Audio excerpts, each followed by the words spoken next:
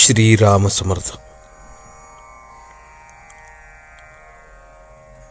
मीपणाचे विसर्जन करून सुखदुःखात तीत राहावे. भक्ती म्हणजे संलग्न होणे. विषयाकरता आपण परमेश्वराची प्रार्थना वगैरे केली तर ती विषयाची भक्ती झाली, परमेश्वराची कशी होईल?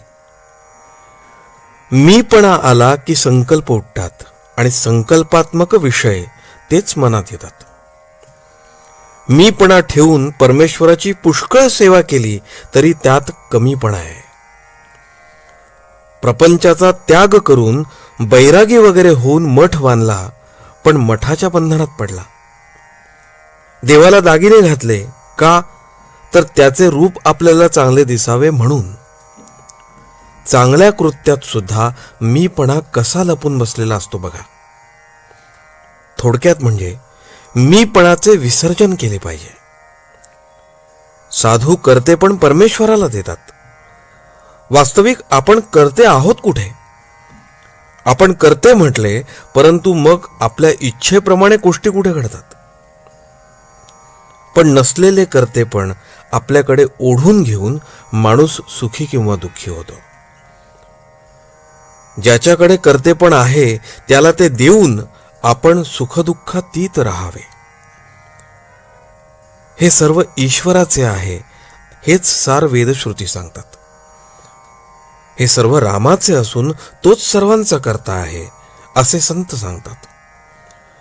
दोघांचेही सांगणे एकच. अशी भावना ठेवल्यावर सुखदुःख भोगावे लागणार नाही. मी करता नसून राम करता ही भावना वाढवणे हीच खरी उपासना. मी काही नाही, कोणीतरी बाहुली आहे असे समजावे. एक भगवंत तेवढा माझा असे म्हणावे. संताजवळ राहिल्याने आसक्ती जरी पुरती सुटली नाही तरी नकळत कमी होत असते. म्हणून आपण नेहमी सत्समागमात राहावे. संगत आणि अभ्यास यांचा आपल्या मनावर फार परिणाम होतो. आपण हातात काठी घेतली तर उगीच कुणाला मारावेसे वाटेल, ही झाली काठीची संगत.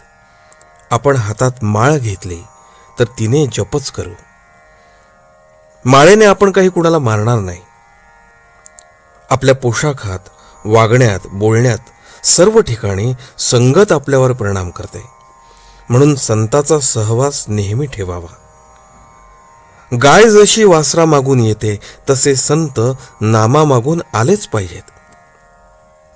ते नाम घेणाऱ्याला धुंडाळत येतील आणि त्यांच्या मागोमाग भगवंत अर्थात आलाच म्हणून समजा. दवाखान्यात गेलेला रोगी जसा डॉक्टरच्या स्वाधीन असतो तसे आपण संतांच्या घरी गेल्यावर त्यांच्या स्वाधीन होतो. म्हणून संतांच्या संगतीत आपण गेलो की आपले कर्तृत्व संपले असे मानले पाहिजे. सत्संगतीने साधकाची वाढ होते. संतांना ओळखण्यासाठी अनुसंधानाशिवाय दुसरे साधन नाही. संतांना भक्तीचे व्यसन असते, ते नेहमी नामात असतात. संत हे भगवंता वाचून दुसरीकडे राहिलेच नाहीत, म्हणून ते संत झाले, म्हणजे देवस्वरूप बनले. भगवंताचे नाम सिद्ध करून देणे हाच संतांचा जगावर सर्वात मोठा उपकार होय. प्रापंचिक लोकांना परमार्थाला लावायला संसारी संतच खरा उपयोगी पडतो. आजचे बोधवचन. सर्व काही रामाचे आहे असे समजणे म्हणजेच सर्वस्व रामास अर्पण करणे होय. जानकी जीवन स्मरण.